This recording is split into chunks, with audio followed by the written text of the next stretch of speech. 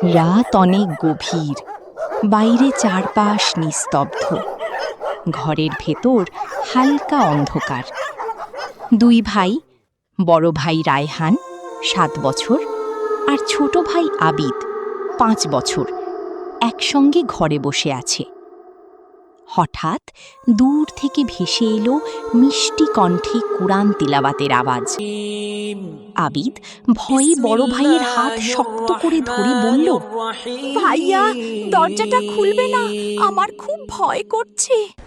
ঠিক তখনই ঘরের দরজাটা নিজে থেকেই একটু খুলে গেল, আবার ধীরে ধীরে বন্ধ হয়ে গেল। আবিদ আরো ভয় পেয়ে বলল, ভাইয়া, তাড়াতাড়ি আমার কাছে এসো, আমি খুব ভয় পাচ্ছি। রায়হানও একটু ভয় পেল, কিন্তু সে নিজেকে শক্ত করে বলল, ভয় পেও না আবিদ, মহান আল্লাহকে স্মরণ করো। আল্লাহ আমাদের সব সময় দেখেন এবং রক্ষা করেন।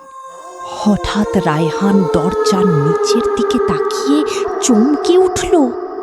আবিদ, দরজার নিচে দেখো, একটা কালো ছায়া।